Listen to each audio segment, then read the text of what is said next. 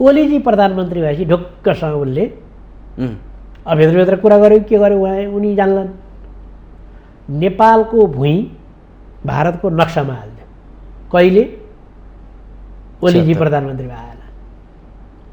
अनि त ओलीजीको विरुद्धमा जनसागर उर्लिने भयो नि। उर्लिने भएपछि त्यो बेला नेकपा थियो। प्रचण्ड सहितको चाहिँ नेताहरूले ओलीजीलाई यो चाहिँ नि हामीले पनि नक्सा पास गर्नु पर्यो भन्दा नक्सा किन जग्गै ल्याउला नि भनेर मानेनन्। धामी युवा बेपत्ता हुनुभयो, उहाँप्रति सम्मान छ। त्यो बेपत्ता ओलीले पारे। तपाईँले यसोभन्दा असम्भव पाइ के भन्यो यो भन्नुहुन्छ नि, म दाबीका साथ हुन्छु त्यो बेपत्ता पार्ने कार्यको भूमिका ओलीजीको कारणले भयो। त्यसरी तपाईँले कानुनी कठघरामा ल्याउनु सक्नुपर्छ नि त। त्यो कानुनी कठघरामा ल्याउने चाहिँ फेरि अब सरकारको काम होइन, ठुलो कुरा छ। म बताउँछु कसरी पारे उहाँले भने महाकाली सन्धि गर्दा त्यो महाकाली नदी छ नि, त्यो नदी चाहिँ भारतको र नेपालको साझा नदी हो भनेर लेखिदिनु भएछ। त्यसको नाइके ओलीजी नेपालपट्टिबाट त्यो बेलाको हर्ताकर्ता। तर नेकपा एमाले त्यो मान्दैन। सुन्नु न, त्यो नदी साझा हो भनेर लेखिदिएपछि अहिले भारतले के भन्यो त भने यो नदी साझा भएपछि वारिपट्टि अथवा पारिपट्टि छ नि, पारिपट्टि त्यो नदी सकिएपछि चाहिँ तैँले खम्बा गाड्न पाइँदैन। बन्दो रहेछौ पुल बनाउनु त खम्बा गाड्नु पऱ्यो नि, झलुङ्गे पुल हाल्न त खम्बा गाड्नु पऱ्यो। यो त मेरो भुइँ तल दिनु भन्दो रहेछ। किन नि भनेर सोधेपछि यो नदीको आधा मेरो हो आधा तिमीहरूको हो। कसले भनेको थियो? सुगौली सन्धिमा त यो नदी पुरै नेपालको भनेर लेखेको छ त। काली नदी भन्दा पारी मात्रै भारत भनेको त। काली नदी सम्म चाहिँ नेपाल भनेको त। त्यसकारण हामीले यो काली नदीको पल्लो किनारामा हामी चाहिँ नि खम्बा गाडेर झलुङ्गे पुल हाल्छौँ भन्दा होइन भनेर महाकाली सन्धि देखाइदियो। महाकाली सन्धि ओलीजीले गर्नुभयो। ओहो कत्रो व्याख्या उहाँको कत्रो। अब त्यो पुल हाल्न नपाएर त्यहाँ तुइन थियो, त्यो तुइन भारतीय मान्छेले फुस्काइदिएर उहाँ बेपत्ता हुनुभयो। धामीजी गर्ने आफू त्यस्तो। उहाँले त्यो महाकाली सन्धि नगरे भए त अहिले झलुङ्गे पुल हुन्थ्यो त्यहाँ। त त्यस्तो त्यस्तो अपराध गरेका छ। एमालेको अलि बहुमत छ देशभरि। त्यो किन बहुमत आएर एमाले एक्लैले भएन, एमालेकै कारणले मात्रै पनि भएन। त्यहाँ अब धेरै कुरा छन् र जोस छ। त्यस कारण ऊ के चाहन्छ भने यही बेला चुनाव गर्न पायो भने स्रोत साधन लुटेर खाउँला र चुनावमा धाँधली गरौँला। अध्यक्ष मेरो, उपाध्यक्ष मेरो, गाडी मसँग छ, बजेट मसँग छ, पुरा योजना सोजना मैले गरेको छु। म त गाडीमा भरेर हिँड्छु। मेरो मेरो अध्यक्ष त गाडीमा हिँड्छ, मेरो उपाध्यक्ष त गाडीमा हिँड्छ। त्यस कारणले अहिले चुनाव गऱ्यो भने ड्याम्म मैले जित्छु। त्यो गाउँतिर लिखुरेहरू उठ्छन्, अरू प्याटेक प्याटेक चप्पल पड्काएर हिँड्नेहरू उठ्छन्।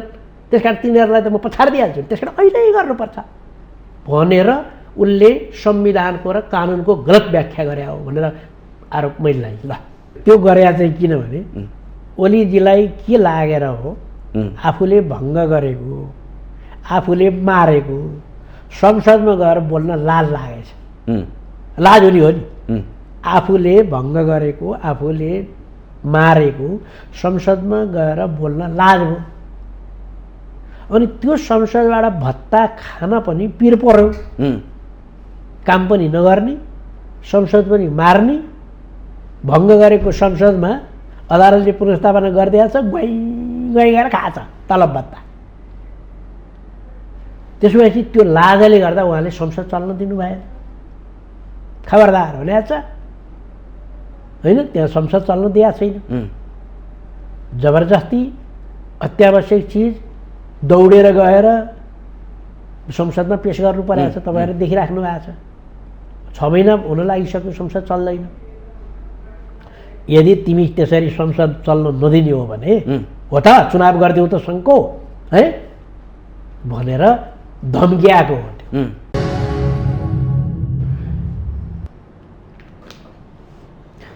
दर्शकबिन नमस्कार, स्वागत छ कार्यक्रम माउन्टेन संवाद। आजको माउन्टेन संवादमा हामी निर्वाचन कहिले हुन्छ त, आज भोलि निर्वाचनको बहस तीव्र रूपमा चलिरहेको छ।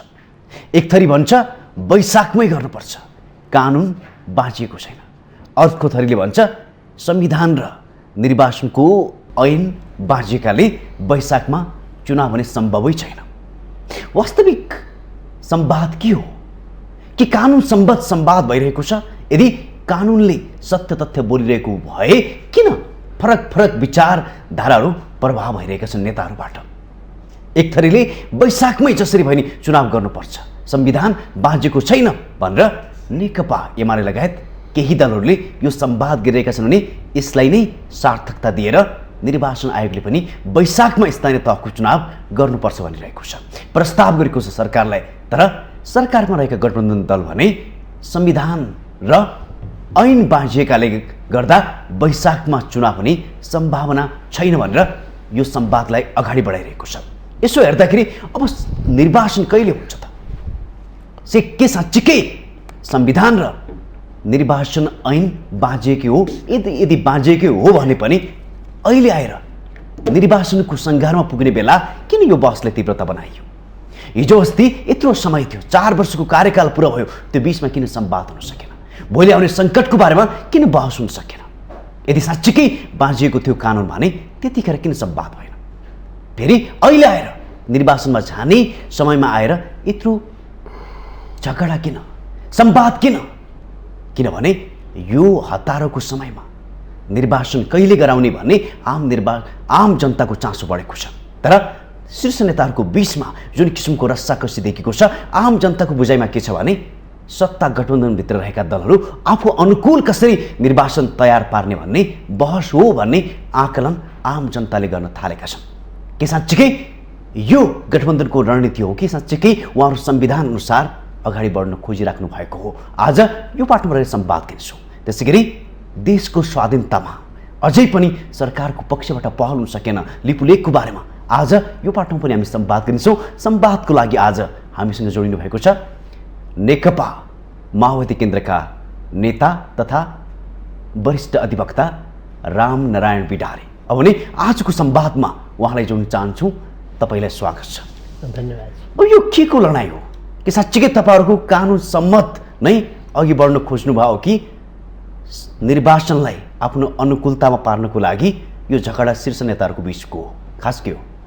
अब निर्वाचन अनुकूलतामा पार्नको निम्ति हो भनेर हामीलाई या नेकपा माओवादी लगायतको गठबन्धनलाई नेकपा एमालेका केही नेता सहितका मान्छेले के आरोप ला देखिन्छ भने उनीहरूको सङ्गठन कमजोर छ, उनीहरू अहिले निर्वाचनमा गए भने हार्छन्, त्यसकारणले यो निर्वाचन चाहिँ पछाडि धकेल्न खोजिया छ भन्ने हामीलाई आरोप छ।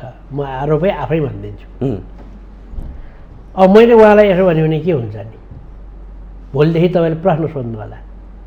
रामनारायण बिडारीको आरोप छ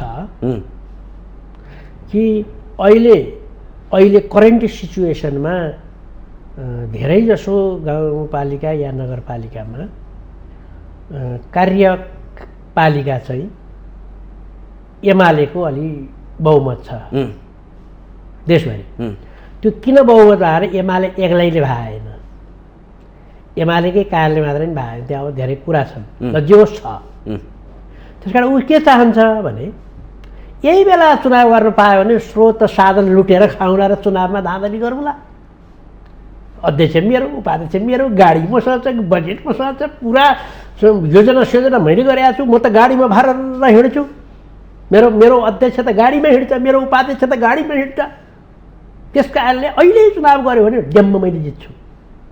त्यो गाउँतिर लिखुरेहरू उठ्छन्, अरू प्याटेक प्याटेक चप्पल पड्काएर हिँड्नेहरू उठ्छन्, त्यस कारण तिनीहरूलाई त म पछाडि दिइहाल्छु। त्यस कारण अहिले गर्नुपर्छ भनेर उसले संविधानको र कानुनको गलत व्याख्या गरे हो भनेर आरोप मैले लाइन्। ल, सार्वजनिक आरोप हो। एमालेको राष्ट्रिय सम्पत्ति दुरुपयोग गरेर चुनाव लड्ने नीति हो। त्यस कारणले संविधान बनाउँदा म तपाईँलाई एउटा कुरा भन्छु, संविधान बनाउँदा यस्तो बनाए उस्तो बनाए भनेर तथाकथित मान्छेहरू आएर मैले टेलिभिजनमा भनेर सुन्छु संविधान बनाउँदा राम्रोसँग बनाए, छलफल गरेर बनाए, नजानेर बनाए होइन, तर क्षेत्रीय जानी बुझिकन होइन, जानी बुझिकन बनाए। त्यो बेलामा पनि के कुरा उठ्यो भने होइन यो पदावधि नसकिँदै निर्वाचन गर्ने हो भने एक थरी चाहिँ पदमा बसेर चुनाव लड्ने भयो। एउटा वडा अध्यक्ष भनौँ न, एउटा वडा अध्यक्ष पदमा बसेर गाडी चढेर नगरपालिकाको तलब भत्ता खाएर ऊ चुनाव लड्ने भयो। त्यही वडाको पल्लो घरको रामबहादुर चाहिँ लखरक हिँडेर चुनाव लड्नुपर्ने भयो। वडा त सानो हुन्छ, राष्ट्रिय स्तरको कुरा पो देशभरिमा थाहा हुँदैन त। एउटै वडामा त ओल्लो घरको रामे र पल्लो घरको श्यामे चुनाव लड्छन्।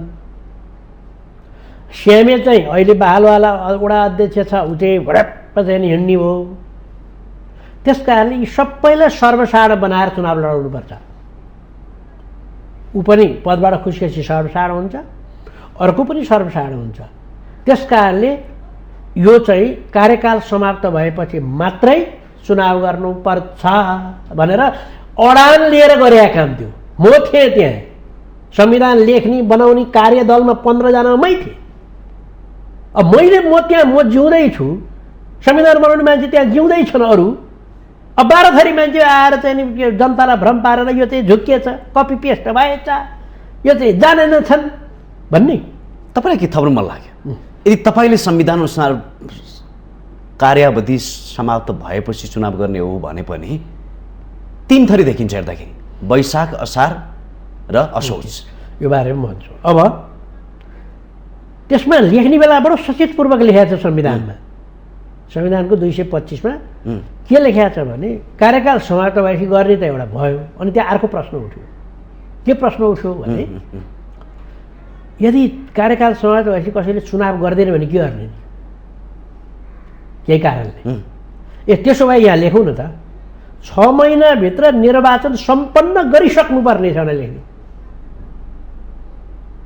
भित्र भनेपछि त असोज 2 गते आउँछ कुरामा आउँछु म। असोज 2 गते पछि जहिले सुकै 5 गते, 6 गते, 7 गते, असोज, कार्तिक, मङ्सिर जहिले गरे पनि छिटो गर्नु पर्यो, 6 महिना कुर्नु परेन।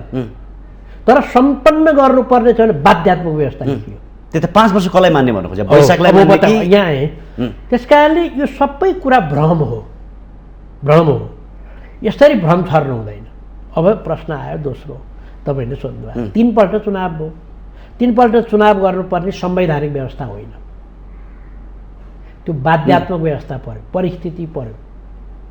किनभने त्यो संविधान चुनाव गर्ने बेला, त्यो चुनाव गर्ने बेलामा मधेसमा आन्दोलन भइराखेको थियो। विभिन्न मान्छेहरूले स्वागत गरिराखेका थिए संविधानको, विभिन्न चाहिँ मान्छेहरूले विरोध गरिराखेका थिए। सिके राउतहरू चाहिँ यो व्यवस्था चाहिँ के अरे यो चाहिँ मधेस नै अर्को चाहिँ नि राज्य बनाउनुपर्छ भनेर चाहिँ हिँडिराखेको अवस्था थियो। त्यो परिस्थितिमा बाध्यता भएर चाहिँ के गरियो? 3 चरणमा चुनाव गरियो। कहिलेदेखि? वैशाखदेखि असोजसम्म, करिब 5 महिना, 5-6 महिना लाग्यो चुनाव गर्न। अब प्रश्न आयो, हाम्रो संविधानले त्यसो भएर किटान गरिदियो। के किटान गरिदियो भने अवधि गणना कहिले गर्ने त? किटान गरिदियो। अवधि गणना निर्वाचन भएको मितिले गर्ने भन्थ्यो। संविधानमै छ त्यो 225 मा। त्यो त ठिक छ, त्यो त वैशाखलाई मान्ने कि? मानौँ न, निर्वाचन भएको मितिलाई मान्ने भनेपछि त्यो बेला संविधानले के चाहिँ व्यवस्था गर्यो? यो 3 चरणमा गर्ने भन्ने त थिएन। चुनाव त एकै दिन हुन्छ भन्ने थियो, एकै चरणमा। यो चरणमा गर्ने कुरो पनि थिएन, होइन? किनभने यो चाहिँ नि संहिता बमोजिमको 753 वटा स्थानीय तह सब अलग अलग हुन्। त्यस कारण चरण भन्ने पनि कुरो भएन, होइन? त्यस कारणले अब अहिले कानुन बनाउने बेलामा के कुरा चाहिँ नि लेख्यो भने त्यहाँनिर मिस्टेक भयो। संविधानमा नलेखेको कुरा, संविधानले हुन्न भनेको कुरालाई ऐन बनाउँदाखेरि चाहिँ के लेख्यो त भन्दा त्यहाँ चाहिँ पहिलो चुनाव भएको मितिले 7 दिनपछिको म्यादबाट कार्यवधि सुरु हुनेछ भन्यो। अब वैशाखको के अरे जेठको 5 गते म्याद सकिने भयो उम्, त्यो ऐनअनुसार। तर असोजमा पनि त चुनाव भएको छ त, उसलाई 5 वर्ष ग्यारेन्टी गरेको छ नि त संविधानले। उसको 5 वर्ष पुग्यो त? पुगेन। उसको त असोजको 7-8 गते मात्रै उसको चाहिँ नि पुग्ने भयो। म के थपौँ, तपाईँहरूको डिपी हेर्ने हो भने त कहीँ पनि मिल्दैन नि, यसको केन्द्रीय दूत कहीँ पनि देखिँदैन हेर्दाखेरि त। अनि कसरी तपाईँहरूले चाहिँ नि कानुन अनुसार गर्नुहुन्छ? त्यस कारणले अहिले हामीले के गर्यौँ भने कानुन ऐन बनाउने बेलामा त्यो बेलाको सरकारले पेश गरेको र त्यो बेलाको संसदले पास गरेको ऐनमा केही त्रुटि भयो। म तपाईँलाई बताउँछु, संविधानको धारा 219, संविधानको धारा 219ले के भन्छ भने म पढेरै सुनाइदिन्छु तपाईँलाई। स्थानीय तहको कार्यकारिणी सम्बन्धी अन्य व्यवस्था भन्यो। कयौँ व्यवस्था यही संविधानमा गर्यो। अन्य व्यवस्थामा के भने यस भागमा लेखिएदेखि बाहेक, यस भागमा लेखेको छ नि स्थानीय तह सम्बन्धी निर्वाचन सम्बन्धी बाहेक स्थानीय तहको कार्यकारिणी सम्बन्धी अन्य व्यवस्था। कसको? कार्यकारिणीको अन्य व्यवस्था यस संविधानको अधीनमा रही, संविधान मिच्नु भएन, अधीनमा रही सङ्घीय कानुन बमोजिम हुनेछ भनेपछि सङ्घीय कानुनमा यो सबै लेख्नु पर्थ्यो। त्यस कारणले अहिले हामीले के भन्यौँ त भने अब सङ्घीय कानुनमा संशोधन गर्नु पर्यो। संसदले के संशोधन गर्नु पर्यो भने एक दिन पनि स्थानीय तह खाली नहुने तरिका के छ त्यो लेख्नु पर्यो। यो लेख्न पाइँदैन भनेर उफ्रियो भने तपाईँलाई प्रश्न गर्नुहोस्। अब जेठ 5 गते चुनाव गर्नुपर्ने भन्ने छ, उहाँहरू के अरे वैशाखमा गर्नु, भयङ्कर ठुलो भूकम्प आएर हुन सकेन, के गर्नु? के गर्ने? लेख्नु पऱ्यो नि ऐनमा। जस्तो 2055 सालको ऐनमा चाहिँ लेखेको थियो, यस्तो दैवी परेर रोकियो भने के गर्ने भनेर लेखेको थियो। 239 दफामा छ स्थानीय स्वायत्त शासन ऐनको 2055 को 239 दफामा छ। हामीले त्यस्तो लेखेन, लेख्नु पर्थ्यो। अब लेख्नु पर्यो। अब त्यहाँ थप्नु पर्यो। त्यस कारणले अब एक दिन पनि खाली हुँदैन स्थानीय। अब यहाँ अहिले हौवा के फिजाइरहेछन् भने ओहो स्थानीय तह खाली हुने भयो, अब बर्बादै हुने भयो, व्यवसायीहरूको चौपट हुने भयो, बजेट नहुने भयो। यो जम्मै वाहियात कुरा हो। कसले फैलायो त्यसो भए यो वाहियात कुरा? यो खास गरी केपी शर्मा ओली गुटले बढी फैलाउँछ। यसा अलिअलि जानी नजानी अरूले खात्र खोत्र गर्छ। उनीहरूलाई म गाली गरे होइन। यो यस्तो पहिला यो राजतन्त्र हटाएर गणतन्त्र ल्याउनु पर्यो भन्ने बेला थियो नि, त्यो बेला के भन्थ्यो भने मलाई त्यो सम्झना आयो क्या। ओहो राजा हटायो भने जाउला खेलमा भोटो कसले देखाउने? भोटो जात्रामा राजा हटायो भने बसन्तपुरमा चाहिँ कुमारीमा पूजा गरेर को जाने? त्यस कारण कुनै खेला त राजा हट्नु हुँदैन, बर्बाद हुन्छ देश भन्थे नि। अहिले बर्बाद भए। म के थप्न चाहन्छु, यसैमा अहिले पनि त्यस्तै प्रचार के गर्यो भने के पनि हुँदैन। यो चाहिँ नि जसरी केन्द्रीय सरकार प्रदेश सरकार काम चलाउ हुन्छ नि त्यस्तै बनाउन पनि मिल्छ यो ऐनमा। मैले अहिले देखाएको ठाउँ संविधानले दिएको ठाउँमा यहाँ त बनाइदियो कस्तो भनेदेखि संविधानले 5 वर्ष ग्यारेन्टी गर्यो कसैको पदावधि, ऐन बनाउँदा तिम्रो 4.5 वर्ष हुन्छ भनेर बनाइदियो। त्यसो गर्न पाइन्छ? संविधान मूल कानुन होइन, संविधानलाई घटाउने वा बढाउने गर्न पाइन्छ? यति कुरासम्म पनि हेक्का नराख्ने कि अथवा स्वार्थी भएर अहिले मैले आरोप लगाएको नि, आज गम्भीर आरोप लगाएको छु, उसलाई यही बेला गर्नुपर्ने चुनाव चाहिँ राज्य दोहन गर्नु। मलाई के थप्नु मन लाग्यो?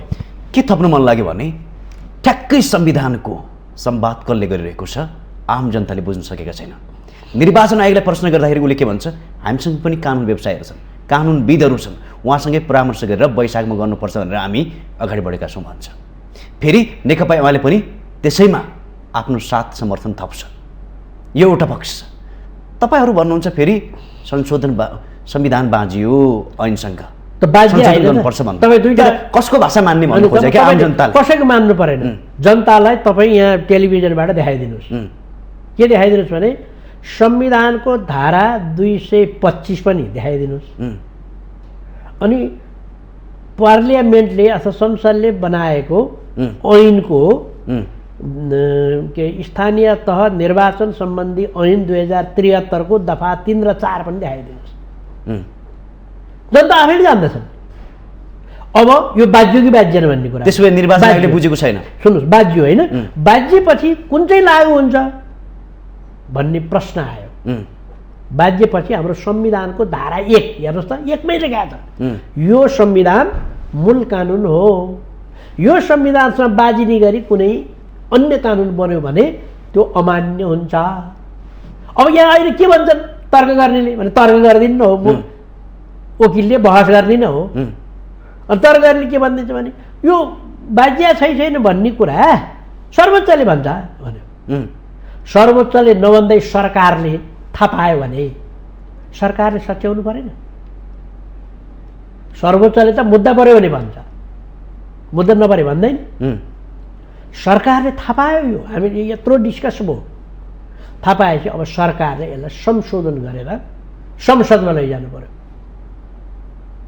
अनि संसदले यसलाई हो भनेर यस और नो पास और फेल हुन्छ या हुन्न उनले भन्छ त्यस कारणले यस्तो संविधानसँग यो जहिले पनि संविधानलाई प्रहार कहिले प्रतिनिधि सभा विघटन गरेर प्रहार कहिले चाहिँ नि संविधानमा लेखेका कुरा भन्दा अगाडि नै आएर चाहिँ नि चुनाव गर्नुपर्छ भन्ने कुराको प्रहार अब निर्वाचन आयोगको कुरा गर्नु हो तपाईँले निर्वाचन आयोगमा दुईटा कुरा छ निर्वाचन आयोग उसलाई थाहा छ यो संविधानसँग बाज्यो भन्ने थाहा छ हिजो हामीले प्रश्न गर्यौँ उहाँलाई सोधेका थियौँ उहाँले स्पष्ट रूपमा के भन्यो भने हामीसँग पनि कानुनविदहरू छन् उहाँहरूकै परामर्शमै हामी अघि सरेका ओके बाजेको छैन भन्यो उहाँहरूलाई थाहा छ तर उहाँले किन भन्न सक्नु भएन भने उहाँहरू त अहिलेको विद्यमान कानुन जे छ नि त्यो हेर्ने हो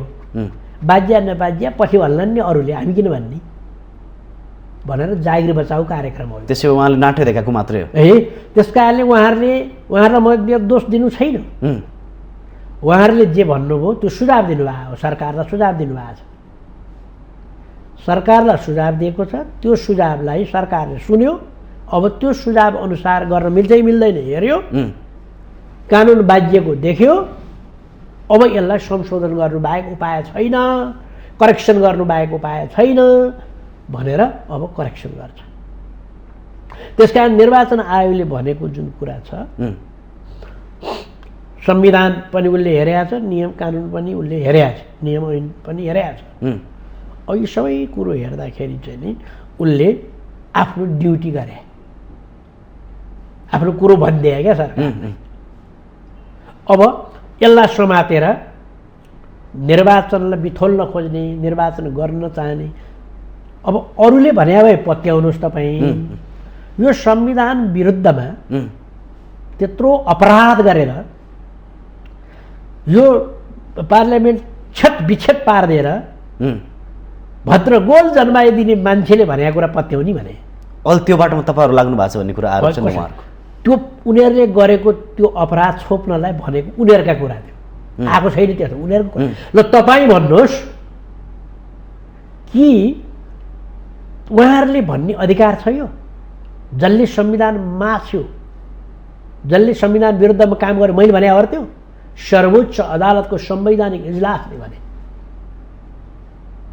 तपाईँलाई के थप्नु मन लाग्यो उहाँहरूको बुझाइ के रहेछ तपाईँहरूप्रति भने यो कानुनको लडाइँ होइन संविधान सहमतको लडाइँ होइन यो आफ्नो अस्तित्व कसरी जोगाउने कमजोर भयो भनेर आफ्नो अनुकूलताको लडाइँ हो यो कुनै संविधानको अस्तित्वको लागि होइन अस्तित्व समाप्त पारेर भए पनि आफूलाई जोगाउने लडाइँ हो भन्ने उहाँहरूको बुझाइ रहेछ मैले पनि त अब आरोप लगाएँ त उनीहरूलाई आरोप त अलग अलग पार्टीले आरोप लगाइहाल्छ केपी शर्मा ओलीको कुरा र माओवादीको कुरा एउटै भएको भए पार्टी एउटै हुन्थ्यो नि त त्यसो भए फरक परेन न पार्टी अलग भएको यो अस्तित्वको लडाइँ हो होइन यो संवैधानिक लडाइँ हो यो संविधान जोगाउने, संविधानलाई अक्षर मैले भने हेर्नुहोस्, ओलीजीले जुन बेलामा प्रतिनिधि सभा विघटन गर्नुभयो त्यस बेलामा मैले तपाईँको यही स्टुडियोमा आएर समेत के भनेको छु भने ओलीजीले चाहँदैमा निर्वाचन हुने होइन, उहाँलाई मन लागेको बेला निर्वाचन हुँदैन,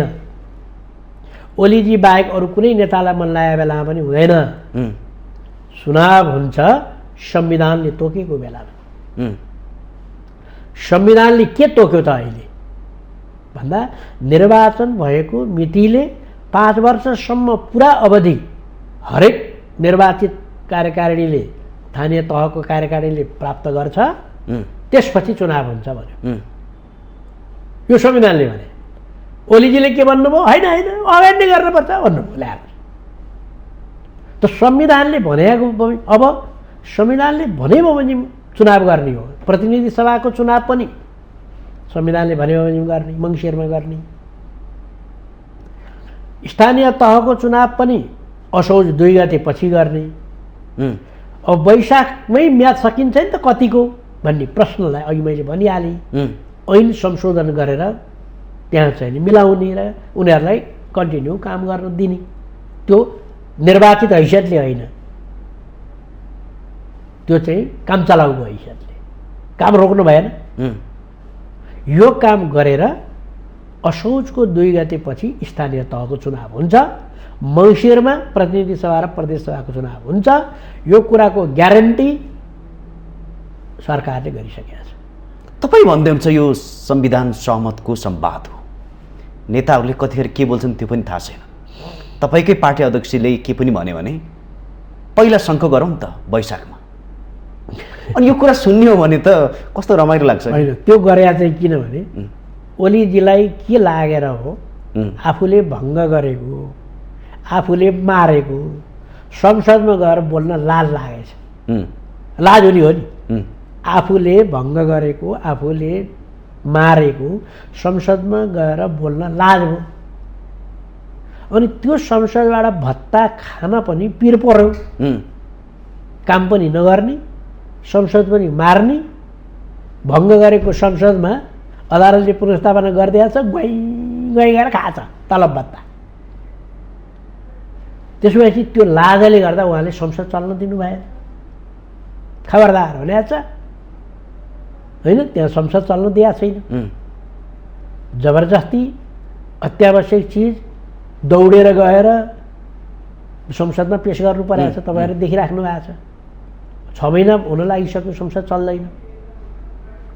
यदि तिमी त्यसरी संसद चल्न नदिने हो भने हो त चुनाव गरिदेऊ त सङ्को है भनेर धम्किएको हो, डिप्लोमेसी अवलम्बन गरेको हो, कूटनैतिक टिट फर ट्याट गरेको हो।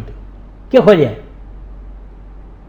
ऊ डराउँछ फेरि चुनाव गर्नु, देखिहाल्नु भएको छ नि। अर्ले चुनाव गरिदेऊ त भन्दा हुन्न हुन्न हुन्न भने होइन, अर्ले चुनाव गरिदेऊ त भन्दा हुन्न हुन्न हुन्न हुन्न भने कसले चुनाव गरिदेऊ त त्यसो भए जिस्काको मात्रै हो। त्यस कारण उहाँको यो सिरियस प्रस्ताव होइन, तर गठबन्धनको प्रस्ताव होइन। संविधानको त खिल्ली उड्यो नि त। संविधानको उडेन भने नेताहरूले कहिले कसैलाई चाहिँ नि टिट फर ट्याट गर्दा, सवालको जवाफ दिँदा संविधान त पालना गर्नुभएको छ प्रचण्डले। यदि यो देशमा प्रचण्ड नभएको भए यो संहिता आउँदैन थियो। अस्ति आएको संहिता पनि ओलीजीले उडाइदिनु, यो परिवर्तन यो संविधानै उडाइदिनु। उहाँले गर्नु खोजे त्यही हो। उहाँले भाषण गरे, तपाईँले राष्ट्रिय सभामा सुन्नु भएन। यो प्रदेश सभाहरू भनेको त केन्द्रको मातहतका हुने, चाहेको बेलामा भङ्ग हुन्छ नि भन्नुहुन्छ। यदि उहाँ 2 महिनासम्म 1 महिना मात्रै बाँकी भएको भए प्रदेशहरू भङ्ग हुन्थ्यो, केपीजी भएको भए।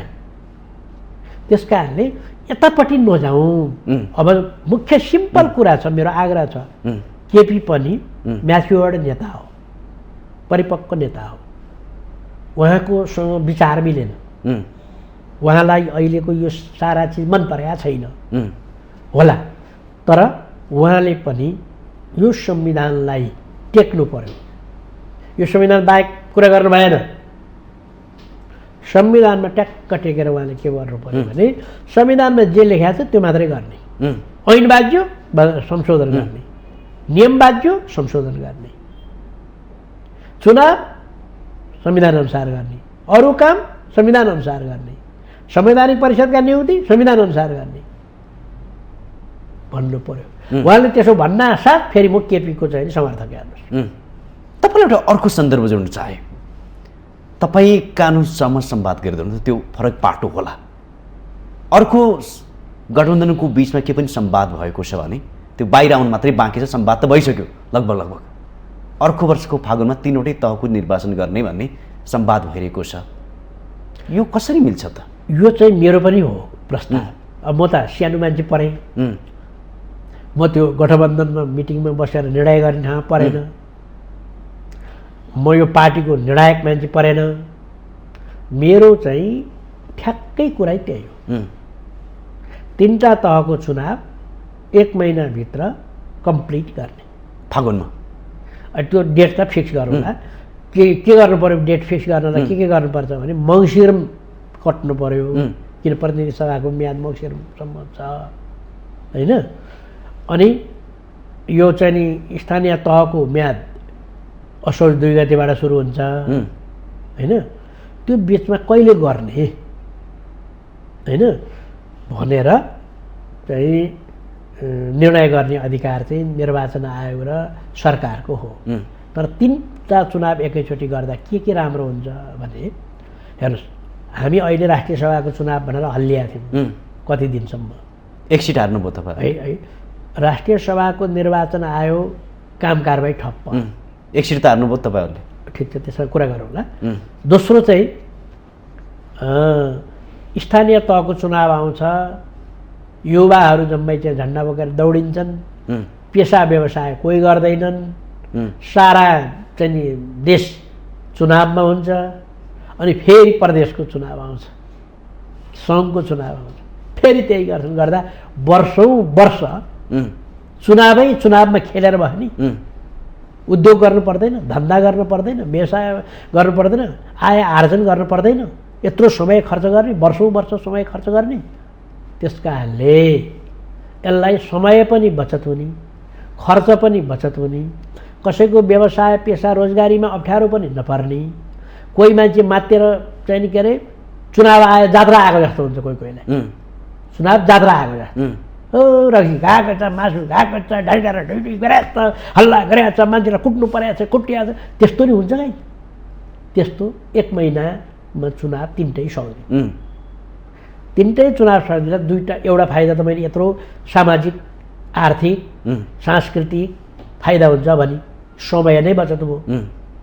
दोस्रो फाइदा के हुन्छ भने एउटा चुनाव गर्नलाई करिब 35 अर्ब लाग्दो रहेछ।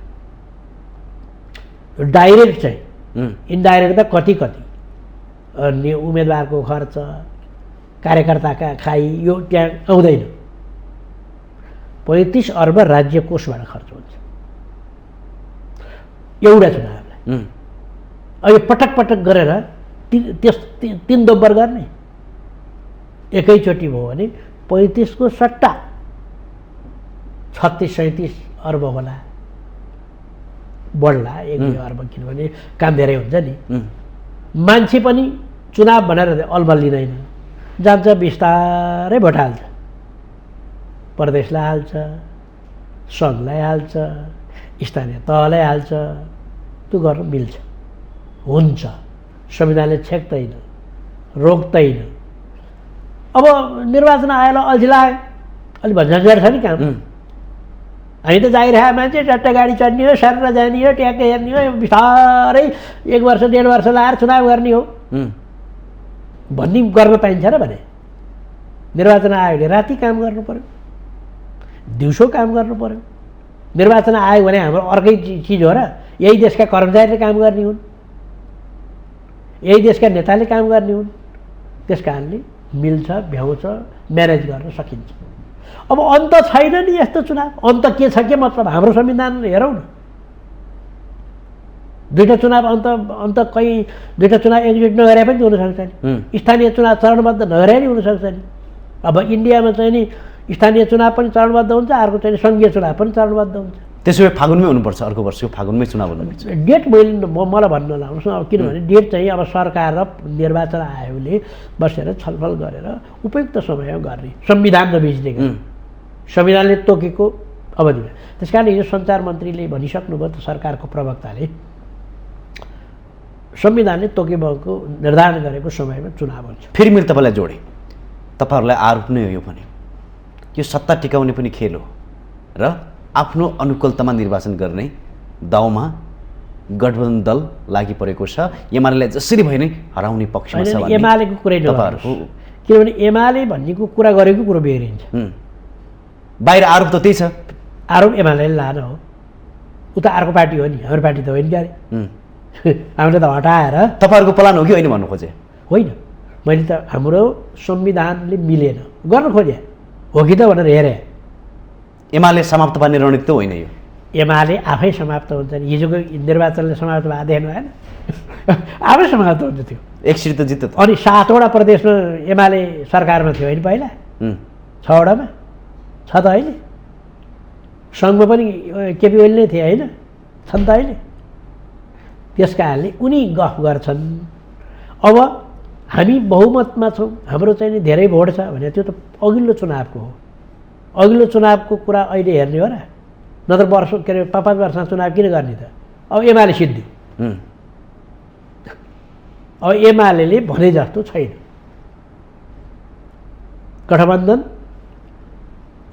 गठबन्धन सहित चुनाव लड्छ। षड्यन्त्र रचिसकेको छ। षड्यन्त्र किनभने हाम्रो त त्यो त नियमित प्रक्रिया हो। तपाईँले भन्नुभयो नि षड्यन्त्र, बाहिर त्यस्तै बुझाइ छ, त्यही भएर। त्यस कारणले मेरो तपाईँलाई आग्रह के छ भने बाहिरको बुझाइ तपाईँहरूले भन्नु पर्यो। बाहिरको आरोप त्यस्तो छ भने मेरो आरोप पनि त एमालेलाई भन्नु पर्यो नि। मैले भनिनँ त, उसले पछि चुनाव भयो भने आफू हार्छु भन्ने डरले आफ्ना मान्छे सबै पदबाट अब अरू त हटे, प्रदेशमा हटे, सङ्घमा हटे, स्थानीय तहमा चाहिँ उनीहरूको मान्छे पनि छ क्या अहिले। तपाईँलाई एउटा कुरा सोध्नु चाहे, अब स्थानीय तहबाट पनि हटेपछि चुनाव पनि त बर्बाद भनेर रोको हो त्यो। एउटा सिट तपाईँहरूले कसरी हार्नुभयो त? 18वटा सिट त जित्नुभयो। त्यो चाहिँ मैले अध्ययन गरे पनि छैन। त्यहाँ अलिअलि फ्लोर क्रस भन्छन् अथवा पार्टी निर्देशनभन्दा विपरीत भयो पनि भन्छन्, थाहा भएन मलाई होइन। अब दुइटै फेरि जनजाति उम्मेदवारै हुनुहुन्न रहेछ, क्लिन स्विप गर्नु सक्नु भएन है। अब त्यो कुरा चाहिँ मैले अहिले बताउन सक्ने कुरा पनि भएन, अध्ययन गरे पनि छैन। कसरी हार्नुभयो होला जस्तो लाग्छ? भोट नपाएर त्यो त सिम्पल कुरा छ नि। हाम्रै पार्टीको कुरा त्यहाँ अब उम्मेदवारको यसमा मिलेन छ। अब त्यो बारेमा छलफल होला नि पार्टी गठबन्धनभित्र, के भए हो मलाई थाहा भएन। तपाईँहरूको उपस्थिति कम रह्यो भन्ने कुरा बाहिर आएको छ। होइन त्यस्तो पनि होइन होला, अलिअलि भोट हाम्रै मान्छेले नि उता हाले जस्तो त देखियो त। त्यो त भोटबाट देखिने कुरालाई मैले छेकछुट गरेर कुरा छैन नि। एउटा एक सिट 19वटा सिटमा एक सिट एमालेमा गयो। जे भयो नि कब्जा गर्न सफल हुनुभयो। होइन त्यो स्वाभाविक छ, जनताले बुझेका छन् नि गठबन्धन किन आएको। यो त पहिला जनमत भन्छन् फेरि के अरे ओलीजी, त पहिला जनमत हो भने अब अहिले चाहिँ नि के अरे फेरि चुनाव जित्छौँ हामी त बहुमतमा छौँ, के अरे हाम्रो पक्षमा जनता छ भने त्यो पहिला जनमत भनिदिइहाल्छु नि मैले। अहिले जनमत त हेर्नु आइन्छ नि। एमालेलाई धेरै भोट दियो भने सरकार बनाउँदो रहेछ हो, त्यो सरकार ढल्दो रहेछ। त्यस कारण दिनु हुने रहेछ। एमालेलाई थोरै भोट दियो भने सेकेन्ड पार्टी हुँदो रहेछ हो, सेकेन्ड पार्टी भयो भने संसद चल्न दिँदो रहेछ। भने यसलाई त भोटै दिनु हुने पार्टी रहेछ भन्ने कुरा बुझ्दैन नि मान्छेले। भने धेरै भोट दिए सरकारमा जान्छ, सरकार खतम पारिदिन्छ। यति ओब्नी बतास हुरी के ल्याउँछ के ल्याउँछ।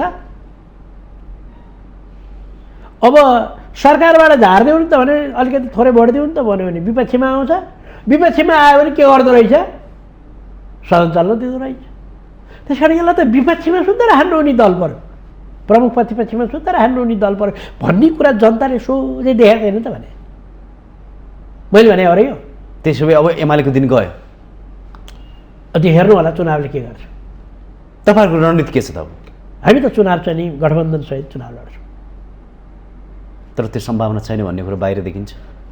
अरूले कसले भनेर? अब बाहिर देखेर हुन्छ र? गठबन्धनका नेताहरूले भन्नु पऱ्यो नि, शेरबहादुरजीले भन्नु पऱ्यो, प्रधानमन्त्रीजीले। प्रचण्डजीले भन्नु पर्यो, माधवजीले भन्नु पर्यो,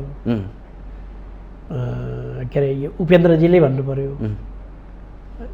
के अरे हाम्रो मोहनविक्रम सिंहले भन्नु पर्यो। त्यसो यो सत्ता टिकाउने लडाइँ हो अहिलेको यो। सत्ता टिक्ने, सत्ता त यो टिक्दैन। किन भन्नु न, चुनावपछि त अर्को सरकार आउने हो नि त, हामी नै आए त। 1 वर्ष त बाँच्ने भयो नि त अझै। होइन, 1 वर्ष त अब संविधानले त्यसो भने बाँकी नै छ त। प्रतिनिधि सभाको म्यादै बाँकी छ त के गर्नुहुन्छ तपाईँलाई? हतार लगाएर हुन्छ र? ओलीजीलाई कुचकुती लागेर हुन्छ र भने? हुटुटी लागेर हुन्छ र? तपाईँको म्यादै बाँकी छ त। असौजसम्म स्थानीय तहको म्याद बाँकी छ, मङ्सिरसम्म प्रतिनिधि सभाको म्याद बाँकी छ। यो त तपाईँहरूको कारणले भएको कुरा, कानुनविदहरूको कारणले गर्दा। किन तपाईँहरूले लम्बी दिनुभयो भन्ने कुरा बाहिर आएको छ। कसो कानुनविदले किन गर्ने? कानुनविद भने त कानुनविद पनि अब हिजो प्रतिनिधि सभा विघटन गरे ठिक छ भनेर बहस गर्न जाने कानुनविदले भनेको र यो प्रतिनिधि सभा बेठै छ भनेर बहस गर्न जाने म सहितको कानुनविदले भनेको कुरा कुन चाहिँ ठिक रहेछ भनेर जाँच्ने त अर्कै निकाय छ त। भनिदिइसक्यो त। तपाईँहरू पास हुनुभयो, यसरी बुझौँ। त्यसो भएको हुनाले हाम्रो देशमा हाम्रो नेताहरूले सुझबुझ साथ काम नगरिदिएको कारणले यो भनेर बोल्नुभयो। त्यस कारणले अब चुनाव गरौँ, फेयर चुनाव गरौँ। कहिले गर्नुपर्छ त्यस भए? असोज 2 गतेपछि स्थानीय तहको मैले भनिदिइसकेँ। लगत्तै गर्नु पर्यो। जहिले गरेर सरकारले मिलाएर 6 महिनाभित्र गर्नुपर्छ, तर चाँडै गरोस्। थोरै पाटो परिवर्तन गर्नु चाहे। लिपुलेकको बारेमा बहस लामो समयदेखि भयो, अहिले पनि त्यो बहस छ। अहिले आम जनताको बुझाइ के छ भने गठबन्धन सरकार खासै बोल्नु सकेन लिपुलेकको बारेमा, प्रष्ट हुन सकेन। आम जनताको चासो हुँदाहुँदै पनि यो सरकार किन धर्मरायो भन्ने आरोप छ। यसलाई चाहिँ अब हेर्नुहोस्, यो 2018 सालमा भारतको सेना लिपुलेकमा बस्या। 2018 सालमा पञ्चायती शासन थियो, भर्खर आएको, 17 सालमा आएको। राजा महेन्द्र थिए, उनले भारतलाई बस्न दिए। अब के गर्नुहुन्छ? देशको त शासक हो त, एउटा पाटो त्यो हो।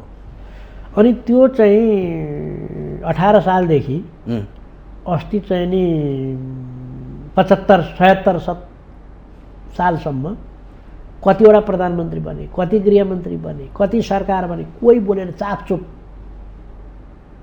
कालापानी क्षेत्र हाम्रो भनेर नारा लाउने माओवादी मात्र थियो, पार्टी। हेर्नुहोस्, अब 76 सालमा आएर अब अचम्मको कुरो चाहिँ मलाई यहाँ लागेको छ।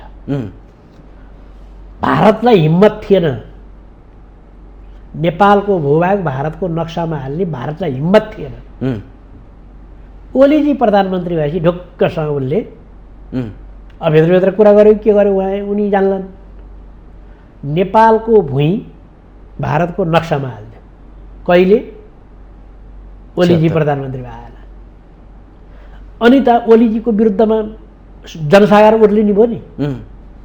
ओर्लिने भएपछि त्यो बेला नेकपा थियो, प्रचण्ड सहितको चाहिँ नेताहरूले ओलीजीलाई यो चाहिँ नि हामीले पनि नक्सा पास गर्नु पर्यो भन्दा नक्सा किन जग्गै ल्याउला नि भनेर मानेनन्। अनि फेरि एकदम दबाब दिएपछि बल्ल तल्ल संसदमा प्रस्ताव आएपछि संसदको सर्वसम्मत भने पनि भयो। त्यो एकजनाले गडबड गर्यो भन्ने छ नि, बाहेक सर्वसम्मत संसदले पास गर्यो। त्यसो भए केपीजीले यो लान खोजेको यसको श्रेय उनले लिने ठाउँै छैन। यो त बेइमानहरूले प्रचार गर्ने। अब कसको पालामा भयो त? यो नेपालको भुइँ भारतमा हाले पनि ओलीको पालामा, यसरी भन्नु पर्यो। अनि त्यो बाटो बनाएको छ नि अहिले लिपुलेकबाट महाकाली नदी हुँदै मानस सरोवर जाने जुन बाटो बनाएको छ सडक, त्यो सडकको उद्घाटन ओलीजीको पालामा, नेपालमा बनाएको सडकको उद्घाटन भारतीय रक्षा मन्त्रीले गर्यो। त्यो पनि ओलीसँग कुरा मिलाएरै होला, किन गर्यो? अब अहिलेको सरकारले के त अब युद्ध गर्न जाने? त्यो माग त्यही हो त अहिले एमालेको, भारतसँग युद्ध गर्ने। भारतसँग अब यो अन्तर्राष्ट्रिय कानुन, अन्तर्राष्ट्रिय सीमा सम्बन्धी सिद्धान्त सहितको कुरा लिएर परराष्ट्र मन्त्रालयले खबरदार त्यो बाटो नबनाऊ, रोक भनेर पत्र पठाइसक्यो। त्यसलाई भन्छन् कूटनीतिक नोट पठाइसक्यो। 17 दिनपछि त त्यो त कुरा गऱ्यो भने भित्रभित्र जम्मै कुरो बाहिर थाहा हुन्छ त भने। भित्रभित्र कुरा गऱ्यो होला होइन, आपसमा कुरा गऱ्यो होला, यो किन गऱ्यो भन्यो होला, के गऱ्यो होला, टाइम लाग्यो होला। 17 दिन भने ठुलो कुरो छैन। अब रोक्नुपर्छ भन्ने छ। रोकेन भने ल्याएर रोकेन, यो सरकारले चाहिँ बनायो भन्ने। त्यसकारण राष्ट्रिय मुद्दामा ओलीजी तपाईँ पनि सँगै बसेर पद वास्ता नगरेर ल भारतको विरुद्धमा आन्दोलन गरौँ भनेर आउनुहोस् न त, सक्नुहुन्छ? त्यस कारणले यो श्रेय उहाँलाई जाँदैन। मैले राष्ट्रिय सभामा बोले तपाईँले सुन्नुपर्ने, त्यो मैले सही गरेँ हुनाले मैले काम गरेँ भन्ने तर्क उहाँले गर्नुहुन्छ भने त्यो अहिलेको चाहिँ नि गभर्नरले र नोटमा सही त गभर्नरको छ, यो सबै नोट मेरो हो भन्यो भने के गर्ने? अनि किन नि भन्नु मेरो सही छ त्यहाँ भन्यो भने के गर्ने? उसको नोट हो त त्यो, तपाईँको खाल्तीमा बाहिर नोट उसको हो। ऊ त्यो पदमा भएकोले सही गर्नु पर्यो। ओलीजी त्यो पदमा भएकोले सही गरे हो, त्यसबाहेक केही छैन। तर त्यसपछि संवादै हुन सकेन। किन? संवाद त ओलीको पाला नि भएन, तपाईँहरूको पालामा अहिले चाहिँ नि बरु अलिअलि सुरु भएको छ। अब फेरि अप्ठ्यारो के छ भन्नु होला भने यस्तै आन्तरिक कुरामा रङ्गोङ्ग्याइदिन्छन्। यो अहिले विवाद गर्नुपर्ने कुरो थिएन नि।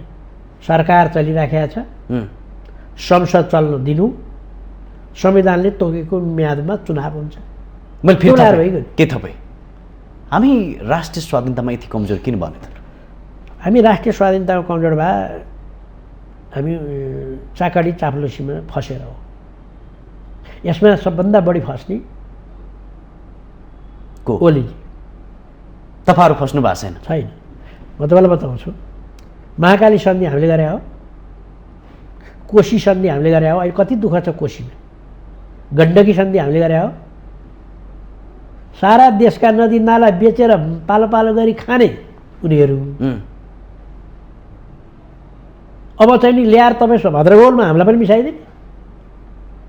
महाकाली सन्धि गरेको नगरेको भए अब अहिले चाहिँ नि त्यो एउटा बिचरा धामी युवा बेपत्ता हुनुभयो, उहाँप्रति सम्मान छ। त्यो बेपत्ता ओलीले पारे। तपाईँले यसोभन्दा असम्म पाइ के भन्यो यो भन्नुहुन्छ नि, म दाबीका साथ भन्छु त्यो बेपत्ता पार्ने कार्यको भूमिका ओलीजीको कारणले भयो। त्यसरी तपाईँले कानुन कठघरामा ल्याउन सक्नुपर्छ नि त। त्यो कानुनी कठघरामा ल्याउने चाहिँ फेरि अब सरकारको काम होइन, ठुलो कुरा छ। म बताउँछु कसरी पारे उहाँले भने महाकाली सन्धि गर्दा त्यो महाकाली नदी छ नि, त्यो नदी चाहिँ भारतको र नेपालको साझा नदी हो भनेर लेखिदिनु भएछ। त्यसको नाइके ओलीजी नेपालपट्टिबाट त्यो बेलाको हर्ताकर्ता। तर नेकपा एमाले त्यो मान्दैन। सुन्नु न, त्यो नदी साझा हो भनेर लेखिदिएपछि अहिले भारतले के भन्यो त भने यो नदी साझा भएपछि वारिपट्टि अथवा पारिपट्टि छ नि, पारिपट्टि त्यो नदी सकिएपछि चाहिँ तैँले खम्बा गाड्न पाइँदैन। बन्दो रहेछौ, पुल बनाउनु त खम्बा गाड्नु पऱ्यो नि, झोलुङ्गे पुल हाल्नु त खम्बा गाड्नु पऱ्यो। यो त मेरो भूमि तल दिनु भन्दो रहेछ। किन नि भनेर सोधेपछि यो नदीको आधा मेरो हो आधा तिमीहरूको हो। कसले भनेको थियो? सुगौली सन्धिमा त यो नदी पुरै नेपालको भनेर लेखेको छ त। काली नदी भन्दा पारी मात्रै भारत भनेको त। काली नदीसम्म चाहिँ नेपाल भनेको त। त्यस कारण हामीले यो काली नदीको पल्लो किनारामा हामी चाहिँ नि खम्बा गाडेर झोलुङ्गे पुल हाल्छौँ भन्दा होइन भनेर महाकाली सन्धि देखाइदियो। महाकाली सन्धि ओलीजीले गर्नुभयो। ओहो कत्रो व्याख्या उहाँको, कत्रो। अब त्यो पुल हाल्न नपाएर त्यहाँ तुइन थियो, त्यो तुइन भारतीय मान्छेले फुस्काइदिएर उहाँ बेपत्ता हुनुभयो धामीजी। गर्ने आफू त्यस्तो। उहाँले त्यो महाकाली सन्धि नगरे भए त अहिले झोलुङ्गे पुल हुन्थ्यो त्यहाँ। त त्यस्तो त्यस्तो अपराध गरेका छ। त्यसकारण मेरो चाहिँ आग्रह उहाँलाई के हो भने आफूहरूले गरेको कुरा चाहिँ समीक्षा नगर्ने होला। उहाँलाई त्यो बेला आपत पर्यो होला, पीर पर्यो होला, रोग लाग्यो होला, औषधि गर्नु पर्यो होला, के गर्नु पर्ला, कहाँ अप्ठ्यारो भयो होला, आफूलाई पर्यो होला, आफ्नालाई पर्यो होला, उपचार तीबाट भयो होला, के भयो होला। वामदेवजीलाई थाहा छैन यो सबभन्दा बढ्ता कुरा। मलाई भन्नुपर्दा म त बाहिरबाट हेर्ने न हो त्यो बेलाको वामदेवलाई। त त्यस कारणले त्यो पनि यस्तै अब त्यो चाहिँ किन नखोजे भन्छ। अब भारतसँग त्यत्रो लडाइँ छ। त्यो बेला नारा बिचरा युवाहरूलाई, म जस्ता युवा, म त त्यो बेला ओलीको विरोधी थिएँ। अहिले म ओलीको विरोधी छैन, उहाँको कामको मात्रै विरोधी, म ओलीको समर्थक मान्छे हो। तपाईँलाई फेरि भने उहाँले राम्रो काम गर्न छ उहाँको मान्छे हो। अब हामीसँग धेरै टाइम छैन। ओके, त्यही कारणले त्यो बेलाको युवाहरूले चाहिँ के चाहिँ नि नारा लगायो भने ओलीको आग्रहमा, आह्वानमा, महाकाली नदी साझा हो, पानी आधा आधा हो नारा लाउने। हेर्नु धिक्कार छ। नेपालका युवालाई नारा लाउनु लाग्यो के अरे आधा महाकाली नदी साझा हो। सुगौली सन्धि हेर्नुहोस् अहिले पनि पल्टाएर, सुगौली सन्धिले महाकाली नदी नेपालको हो, महाकाली नदीभन्दा पारी भारत हो भने। अब अन्त्यमा छोटकरीमा दुईटै विषयमा हामीले संवाद गऱ्यौँ। निर्वाचन सम्बन्धी रहेर, देशको स्वाधीनतामा रहेर दुवैको निकास के हो त अन्त्यमा? दुवैको निकास ओलीजी सहित सबै राजनीतिक दल एकै ठाउँ बसेर राष्ट्रियताको बारेमा छलफल गरेर एउटै नीति बनाएर परराष्ट्र मामिला सम्बन्धी, राष्ट्रिय स्वाधीनता सम्बन्धी सबैको एउटै नीति बनाउने काम गर्नु पर्यो। दोस्रो, चुनावको कुरामा पनि यो सबैको सरोकार हो, संविधान जोगाउने कुरा हो। त्यसमा पनि अडवाङ्गे कुरा, अप्ठ्यारा कुरा नगरेर सहमति गरेर संविधानमा जे लेखेको छ त्यो मान्ने पहिलो शर्त। यो कसैले पनि नाइ भन्नु नपाउने। संविधानमा झुक्किएर लेखे, संविधानमा कपी पेस्ट भएको यस्तो भन्नु पाइन्न। त्यहाँ लेखिदिएको त्यही अनुसार काम गर्नुपर्छ। हस्, पक्कै पनि तपाईँले भने जस्तै यो झगडाभन्दा पनि संविधान सहमत अघि बढ्नुपर्छ। त्यसै गरी स्वाधीनताको विषयमा सबै एक ठाउँमा भएर साझा धारणा बनाउनु पर्ने आवश्यकता छ भन्दै आजको यो संवाद लगिदिनु यसको लागि धेरै धेरै धन्यवाद दिँदै बिदा हुन चाहन्छु। नमस्कार। नमस्ते। दर्शकबिन, पक्कै पनि जुन किसिमको संवाद भइरहेको छ, यो संवादको निकास संविधान सहमतबाट र देशको स्वाधीनताको लागि सबै एक ठाउँमा उभिएर निकास खोजिनुपर्छ भन्दै आजको संवादबाट म कार्यक्रम सञ्चालक खगेन्द्र विष्णु बिदा हुन चाहन्छु। नमस्कार।